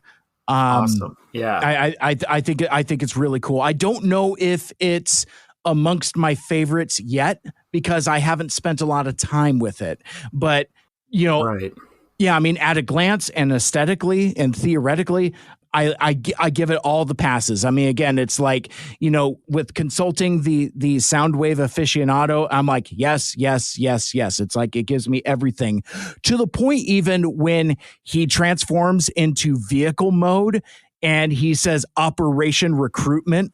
It's like, I mean, again, they threw that in there for me because it's everything. Yeah, that was definitely for you. And, you know, I'm glad to hear you say all this because this is your, you know, probably your favorite character, but this is also probably, in terms of this show, the most radical difference from the source material robot, right? Like you can say that this whole show is pretty wild looking, but all the bots we've seen, all the classic characters we've seen so far look pretty much like their original counterparts. This one's is a pretty big departure if we're talking relative to the other characters in the show. Absolutely. Yeah, it's radical, both figuratively and literally. Yes, it's like how scientists use it and how Michelangelo uses it. Yeah. Yes. So now Soundwave's got his new threads, as it were, or wheels, and he just cruises through the city blasting his sonic control signal. And we see kind of the bots in town going crazy. And my favorite by far is just the subway in general, which is, we're experiencing technical difficulties. Please remain calm while you humans all perish. Oh, I thought that was so funny. Yeah, and you get some a little comeuppance for Sorry too, where even Tutorbot turns and it's like, good afternoon, Sorry. Today's lesson is the extinction of all humanity. I'm gonna fucking kill you. Yeah, that is for how scary they could have played that. It was quite funny. Yeah, because like, I mean, they wisely don't overdo it with the voice. Like, I mean, the thing that makes the subway so scary is it still kind of has that up friendly delivery as well. It's like, you know, fasten your seatbelts, you're all gonna die. Right. Yeah, there's that level. And I also really like they do a little cut of Lester Black's news report, right? Yes. And I think that's a really cool POV and a cool way to show what's happening around the city, because we get a little info dump there from what's happening around the city, but also his camera bot goes berserk while it's filming him. And instead of them cutting to show the camera bot, the POV just shifts around and turns red and sort of like video game style first person shooter. And I was like, oh, that's really smart. Well, and even that you get this bitchin' payoff of the, you know, please stand by, and it's just Kremzik. Oh yeah. Oh my gosh. Yeah, totally. Yeah, because it's like, please stand by, technical difficulties. And it's just like, I mean, what a cool visual callback there. But this montage cracks me up of just like, the humans being menaced. You got this one guy, he's like, I'll recycle. Yeah. as he himself is about to be recycled forever. A little bit more of that environmental commentary we've grown to love from Transformers Animated, right? Hell yeah. Coming through. Yeah, it's awesome. And of course, this whole anarchy in the city calls the Autobots, so they arrive on the scene. And I like this scene too because Bulkhead acknowledges the Soundwave song. Like, this is not just, it's kind of like that thing in Star Wars. Like, is it playing in their world or is it just in our heads? Like, this isn't just a song. Like, now there is an actual song. He's acknowledging it. And also he hates it. And yeah, this is where you get that weird, sad line for Bulkhead where he says, yeah, I'm on my own like usual. Optimus sends him out on his own. And we get that line. And that struck me so interestingly because I guess here's where we get a little into the spoiler territory for the rest of the show, but this pays off in a big way. Like this whole episode where Bulkhead's starting to feel alienated from his friends and the group in general is going to pay off in its own episode coming up. And it's interesting because I don't know if I've clocked that as much. Like, I feel like in the previous episodes, Bulkhead is awkward, and through his bruiser tendencies, he makes mistakes and he's foolish and feels sorry for himself. But I don't know if the other characters have made him specifically unwelcome. I mean, like, you do have that moment a few episodes ago where Optimus is like, well, as punishment, you gotta go train with Prowl. Yeah. I was thinking, and maybe it's that same episode, but I was thinking of when he trounces the Dinobots. Like, they're sort of like, he's like, Bulkhead, just do your thing. Like, instead, do what you usually do. And even that, like, it's a funny line. It's sort of a cool, empowering moment. But you could also see where it's a little bit of a dig, right? We need someone to just fuck shit up and go do it on your own. And we'll stand back here because we don't want to get knocked out of the way in the process. So I think he's been feeling that vibe a little bit of like, I'm just a big wrecking ball for these guys and they're going to throw me at something. Yeah. And I'll be very interested to see how that turns out, because it's like, I'm more than just your weapon. Right. And it's coming through because he's feeling it from Starry too. So now it is getting played up a little bit because now he at least had that refuge in Starry, but now Starry's sort of being like, you beat it also. Like, I don't know. There's something really sad about that. And I think it's really cool that they're starting it now and going to pay it off later. Yeah. And then so the battle is joined, and Sorry says something here like it's later on when you've got the confrontation between Soundwave and Bulkhead, and Soundwave makes a pretty good argument for like, what, these humans are just shit on our shoe. It's like, what are you even doing? And there is a moment kind of similar to what you're alluding to that up until Bulkhead does the wink, that I think he's going to smash this little shit. He's just smush, I'm done with all this. Right. Well, they've done a great job building to this, right? Of like, what is this all for? What's the point? Like, what is the point of this? Just do it. And yeah, they've been at odds with each other so long this episode, and the rift has spread so far that, yeah, I mean, maybe he doesn't squash her because that's not in the rules of a cartoon. But, sure. But yeah, you think maybe this is it. This is the moment. Yeah. And I had mentioned at the top that this really kind of gets me to turn on Sorry a little bit. And this line that she says to Soundwave here when she's like, I liked you better when you danced for me. Oh yeah. That's awful.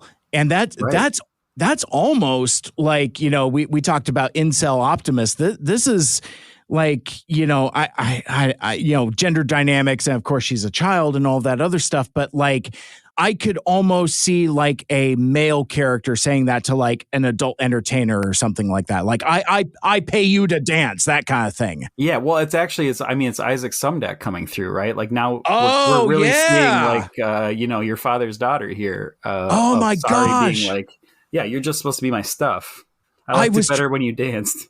Yeah, I was trying to make it all dirty and stuff, but I love that take so much better. That really crystallizes, it's like, themes of autonomy, who owns who, who made who, that kind of thing. And but again, it's like that line just really, really soured me on Sorry in this moment. And I'm kind of team Soundwave. I mean, regardless of my predisposition, but I mean, again, he makes a really compelling case to Bulkhead. Yeah. Well, and actually there's precedence for this too, because Isaac Sumdac said something like this when he was working on the Dinobots of like, well, they're just things. And, when they break down, we'll throw them out kind of a thing.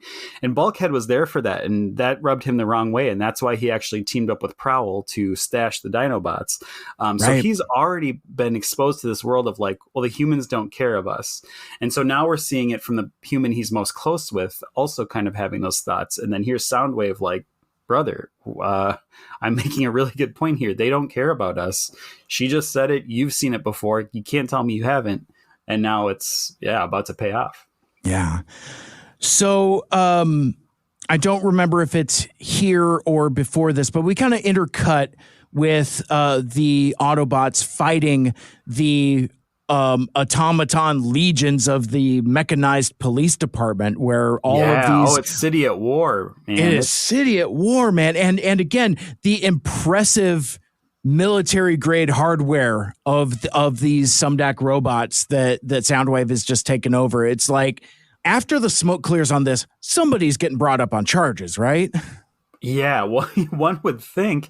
Yeah, and I think this is why I said, too, where this is such a great sequel episode to Home is Where the Spark Is, because this is like the warehouse scene, but like times an entire city, right? Like before we just had sort of old warehouse equipment coming to life and attacking them. This is like every robot in the city, every drone, every fighter plane, like every garbage bot, everything wants to eat them.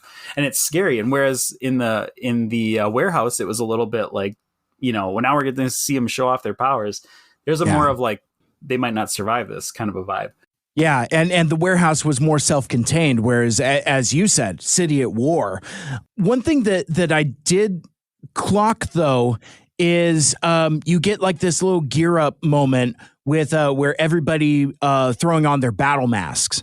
You get a reprise of B's battle mask, obviously Optimus's, and I don't remember if we saw Prowl's battle mask in Transform and Rollout ! Like when they fight like the giant slug thing. I think we actually saw it even earlier than that too. Oh, okay. In that episode, when they were still in like the ground bridge fight stuff. Oh yeah, okay. So that might have been one of the first battle masks we saw in the whole show. But it's cool looking. But it's cool and it's great to see it again. Yeah, it absolutely. It's like very, very Scarab-esque. It's a neat aesthetic. But something I wrote in my notes, and the only reason why I wanted to dwell on this is I wrote in my notes, Prime looks weird. And what I mean by that is like I've grown so accustomed now to TFA Optimus as performed by David Kaye with a face and a mouth. And I'm so acclimated to this is what Optimus Prime looks like. So when he throws on the battle mask and fights, it almost looks kind of weird. Like what a weird shift that is, because like it's like, well, no, he has the mask on. He's Optimus Prime. That's what he's supposed to look like. Right. And now I'm so deep into this where it's like, that looks kind of weird with the faceplate on. I think I kind of prefer it without. Huh. That's a twist for Optimus fans for sure. Yeah, it's just odd. Whereas, bouncing back to Rise of the Beast for a hot sec, I thought it was just enough. I've mentioned this in other places, but like one of the things that I do like about live action Optimus Prime is that when the battle mask comes up, it's like a point of emphasis. Like, yeah, you know, I mean, obviously we didn't, it plays out differently in the movie than the trailers, but like there's a reason why there were so many let them come memes. And like it just looked really cool where it's just like let them come, click, clack, clack, clack. You know, it's a real battle up. Super well done, and it's sort of the roll up the sleeves moment of like something's going to happen. I think they use that really well in that too. Yeah, and I think they use it well here. So I just wanted to call out on that, and then also if we're I don't know if it's drinking game worthy, but since I have disproportionate affection for the axe, you get a boomerang axe here. Oh, he boomerangs it and saves Prowl at one point, which I thought was delightful. Yeah, that is a really cool scene. It was a really great fight scene. You know, spoilers for getting ahead, but this episode and the episode after it have some stunning fight scenes in it. So we're in for a treat. The choreography is terrific. Yeah. Yeah. Someone really stepped up their game on these. Mm-hmm. So like you said, they do the old fake out wink combo that lets Sari know that she's in on it. Things are going to be okay. And then I like this scene of like Bulkhead just super punching Soundwave, right? It like, you see it kind of glow and just burst through Soundwave and blows apart all his composite pieces. I thought that was really cool. It was a quick end to Soundwave. And it was a touching scene because Sari and Bulkhead are buds again, and they patch things up, even if it is a little bit tenuous. And then you get to you go to the park as Megatron laments, and then you get this classic. I mean, Mike, you had to get a little tingle here, right? Oh. The boombox, you know it, brother. Classic boombox in the sewer ignites with the Decepticon symbol on the cassette area. Flashes. Yeah, no, I love it. So my closing notes was like, you know, still friends, you know, and I thought that was sweet. And then immediately cut to Megatron's reaction of that. He's like, how disgustingly sweet. Right. and then, yeah. So the last thing I wrote down was, tape deck ! With 2 exclamation points there. So I like that quite a lot. Did you, if I can ask, did you take that as like that itself was Soundwave's final form? Or did you take that as like, I kind of like the idea that all the pieces have bust away and like, that's the last thing standing was like a tape deck. And so maybe that's where we're getting that little, you know, because he's not a tape deck and he wasn't a tape deck at any point. So I like the idea that maybe that was the last little composite part that got blown away and is still sort of whole enough that he can live in it. Exactly. Yeah. That's the way I took it as well. And you could further interpret it as maybe that's how he, you know, self-identifies at his core, you know, that kind of thing. It's like, maybe it's like the innermost component is this tape deck, that kind of thing. But no matter how you slice it, I like that this is the representation, and the design on it looks more like classic Soundwave tape deck mode than even the gift box, whereas the birthday gift box is still a little more stylized. This is stylized also, but you could kind of see where, you know, like, you know, Soundwave looks a certain way with like his legs and his arms and the buttons and stuff. And it looks exactly the way that it should. It's literally core class Soundwave. It looks terrific. Yeah, and it's a really cool moment too, because we haven't seen the Decepticon symbol a ton, and even when we do, it's that sort of stylized animated style one. This is like straight up flashing. Now we're getting the hint that like Decepticons are coming. Like this is starting to get fun. Yeah, absolutely. And one thing I wanted to touch on, I kind of blew past it, but like back in the Bulkhead Sari scene, I will always appreciate a double meaning with Sari's name. You know, her name is Sari, and apologies get thrown around a lot. Yeah. And there is a point where I missed it earlier when Bulkhead, you really think he's going to throw in with Soundwave, and he says, "It's too late for Sari." Oh yeah, that's so good. I do like that. And because basically she's apologizing. Oh, Bulkhead, I'm so sorry. And he's like, it's too late for Sari. Yeah, it's a double meaning there. So that's really cool. That's really smart writing.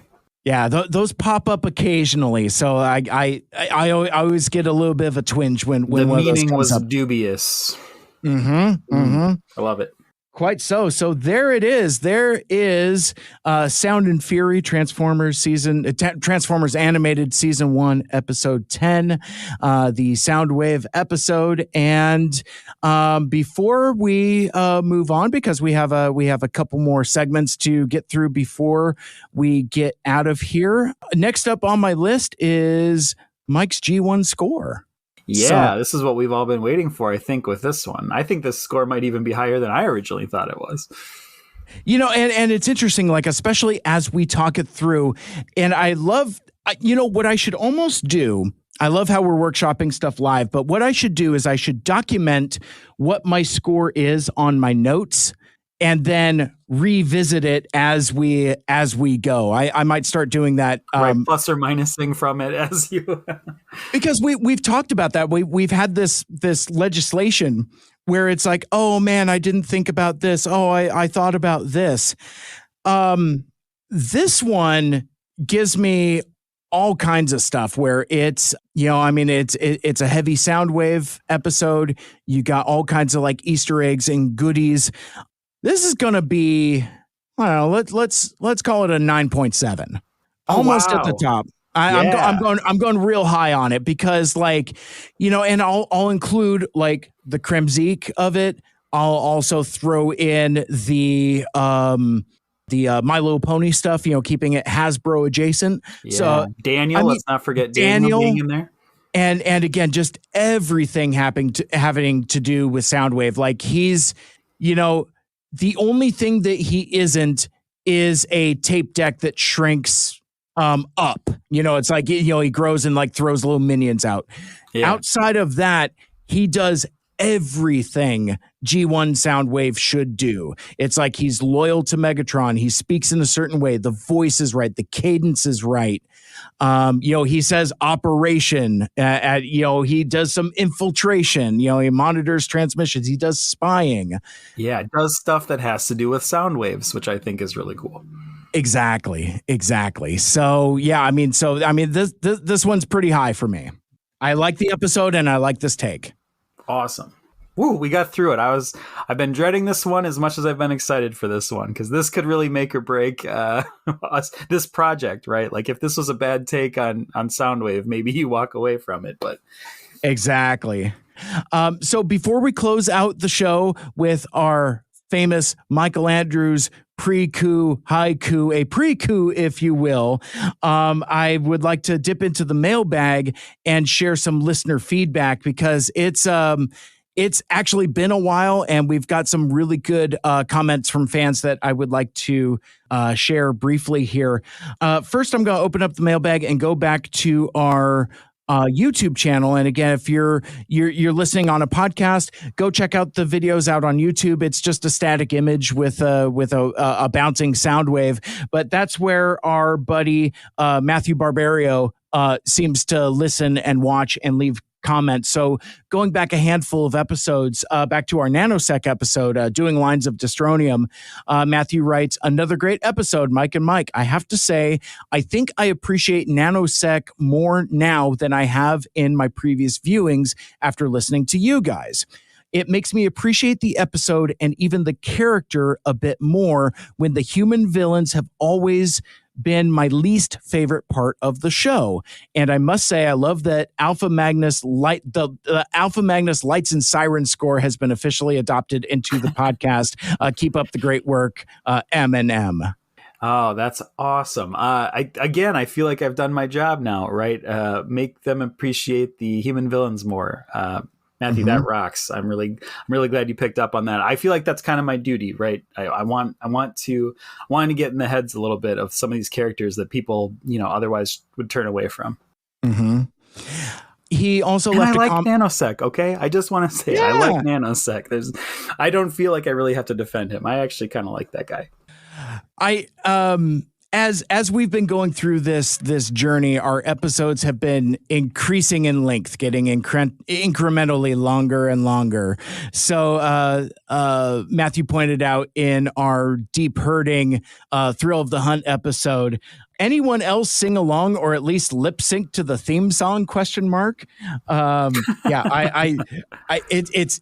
my head. It's an earworm. That's why Alpha Magnus suggested it. It's like, and it's just, it really encapsulates the show. It's very much, you are Mike. I love that that's kind of become our accidental theme here. Yeah. But he also wrote, I love how long the episode was. I love this episode of Transformers Animated, again, talking about Thrill of the Hunt. Anytime an episode of Transformers goes deep, it automatically becomes one of my favorite episodes. The franchise has so much potential to be deep given the events it surrounds, so I love when it does, and thank you for the shout out. It means a lot, and I greatly appreciate it. That's why I do it. You took the time to write, so I'm going to take a time to read. And then I think I got one last one here. This was from our Dinobots episode, when Dinobots ruled the Earth.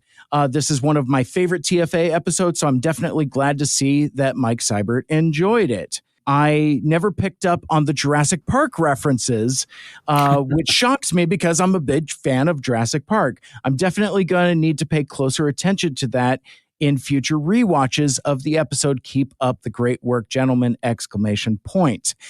And that's why I love having these discussions, because Michael Anders, you and I feed off each other, and we just pick on little stuff. And we, I'm sure, as we've talked about, when you watch these episodes, especially if you watch them in a binge, they just kind of roll over you. But it's not until we kind of take this more critical eye that some of the more either subtle or not so subtle themes kind of emerge and present themselves. But if you're just shotgunning these, just watching TFA season 1 in a clip, it's just gonna blow past you, and you might not pick up on it. So that's what we're here for.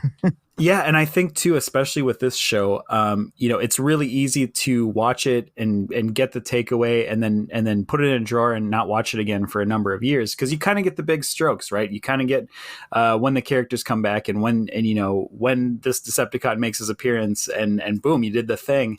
But this show's actually pretty well layered, and I think you need to take a beat. I think it's rife for peeling apart and breaking it down a little bit, because there's so many Easter eggs, and there's so many references, and there's so many throwbacks to episodes and foreshadowing for new episodes. I think this really lends itself good to an analysis.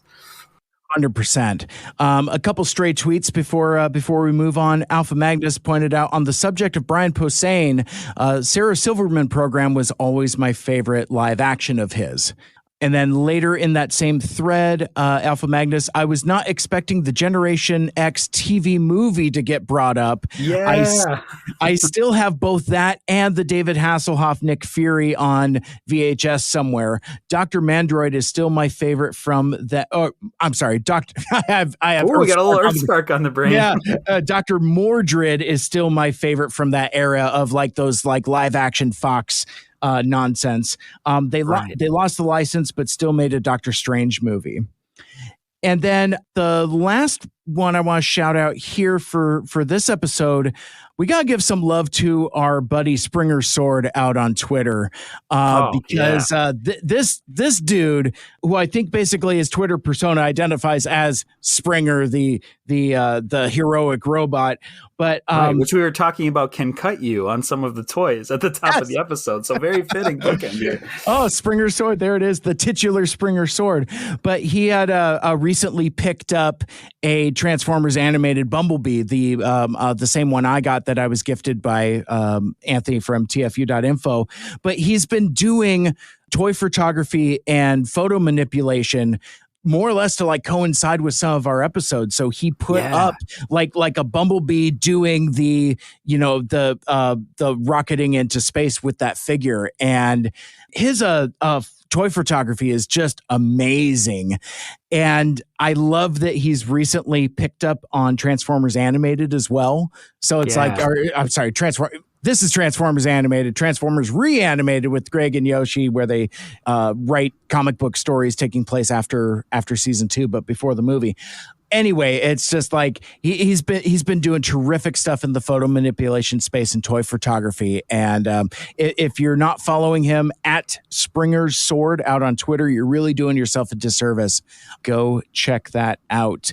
And yeah, really appreciate the hookups with those images that are specifically tied to the episodes we're doing. That's super cool. You keep it going. Mike and I aren't always the best Twitter tweeters, as Bruce would say in Dark of the Moon, but we do appreciate, we love it. We're going to share as much as we can. Absolutely. So I will save some more correspondence for our next episode. We got some really great feedback about our Along Came a Spider 2-parter that I want to give some more time to, but that will have to wait a couple weeks, and that we will do that in our next episode. But as for this episode, it's time. Ooh, I could feel the lights dimming, and it's like, and like the band is getting played in the corner. Yes. I think it's time for the titular Michael Andrews preview haiku. You got it. All right. Personality ×3. Fire and ice ignite.